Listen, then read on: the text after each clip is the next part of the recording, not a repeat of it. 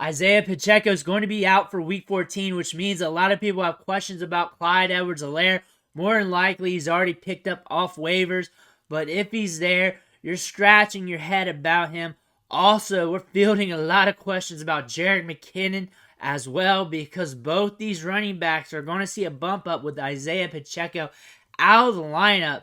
However, I pulled a clip from one of the most recent press conferences from Andy Reid talking about Clyde Edwards-Helaire's usage going forward. So we're going to listen to that. We're going to look into the news, the facts, the data, see whether or not you need Clyde Edwards-Helaire or Jerick McKinnon in fantasy football. But what you need to do right now, click that subscribe button. Do it right now. Click it with the finger on your phone. Just give it a quick tap, or click it with the mouse on your computer, because we're helping you with the waiver wire every day. I'm helping you set those lineups and everything else, and I'm a key resource for your drafts next year. And if you do not hit that button, you're going to miss out come next August when you're researching for your fantasy drafts.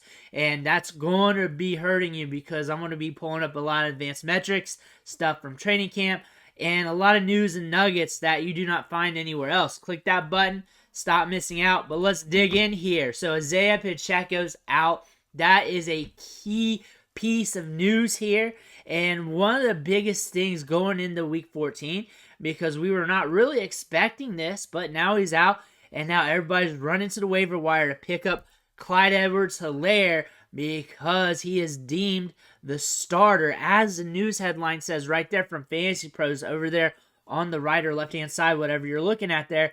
But he hasn't been productive in a bit. Only one game of production of 55 yards against the Chicago Bears earlier this season in Week 3. However, it's been the Isiah Pacheco show, and he is the running back for the Chiefs. He took it over. It's his offense, but now he's out. Clyde Edwards-Helaire, Jerick McKinnon, we got to see what that's about. But Andy Reid is here to tell us what this offense is going to be looking like with Isiah Pacheco out of the fold. So we're going to listen to this coach speak, and then we're going to try and transcribe it really fast for you. Say Clyde will be the first back to touch the ball at running back, and what are your expectations for him? Yeah. I mean, we got different personnel groups, but yeah, he's the number one guy. Yes. Matt talked about him a little bit yesterday, how he's been such a great teammate. Clyde has this year, even though he's rolled in diminished. What have you seen from him and his professional throughout? He's done a great job with all that. Yeah, he's a good kid. Clyde's a good kid, and the chances he's had to play, he's done very well. So. All right. So honestly, he does not tell us much. Objectively, he's the top back, but that doesn't mean anything in this offense. He is very, very ambiguous with what he was saying. He could be the first running back that touches the ball, but that does not mean he gets the bulk of the workload. That does not mean that it's 50-50 or 60-40 or 70-30 between the two running backs.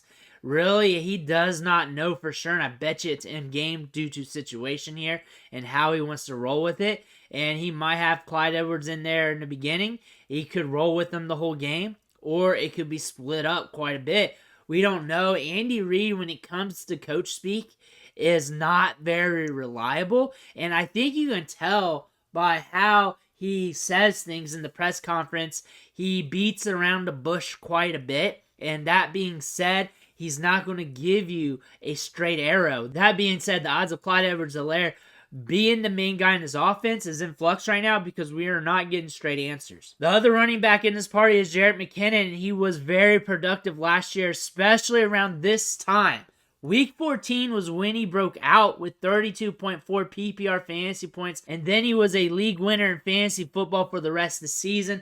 There were some indicators prior to that. He was one of the top running backs in routes ran. We covered that. We covered the breakout, and I said it was happening. I said he was going to get some more opportunities that time last year, around week 10, 11, or 12. I called that out saying, hey, there's some weird trends with Jerick McKinnon here. There might be something happening, because he was getting some work here in the passing game, but the targets weren't coming.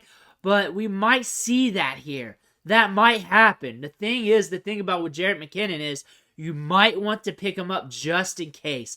What if he starts getting work in the passing game? What if he's just uses the scat back here and we get games like we did last year?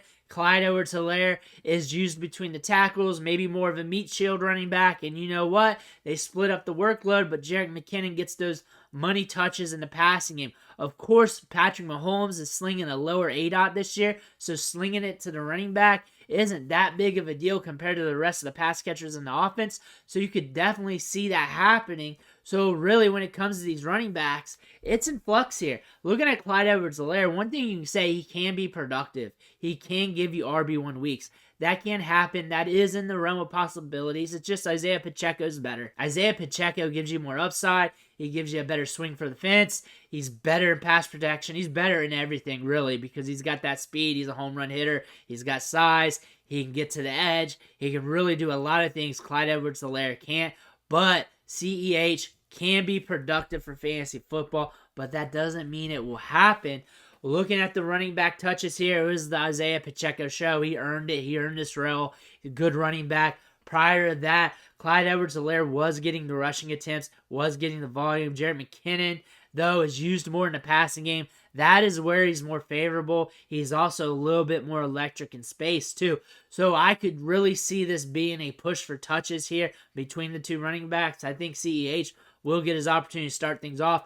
I just do not have a clear-cut answer of what's really going to happen here. Is CEH going to get a bulk of the workload, or is this going to be a split? I think there's going to be a split naturally, but I do not know to what degree. I think Clyde Edwards-Helaire is going to get some workload. It's going to be more than what he was seeing prior, but to how much, I have no idea. I really don't. But looking at this game against Buffalo, this could be a game where both these running backs get some opportunities, where the Chiefs really rely more on the passing game. That's what I would do. I'd spread it around a little bit more in the passing game, and maybe Clyde Edwards-Helaire gets some goal line looks. There was a time during his career where he was horrible around the goal line. However, this could also lend to some opportunities for Jerick McKinnon because he's very stout in the passing game. Clyde Edwards-Helaire is also good in the passing game, but Jerick McKinnon's more explosive. He can get you more on those touches. So look for them to be worked in and out depending on how this game script goes, depending on what the Bills can do on offense. Can they push the pace?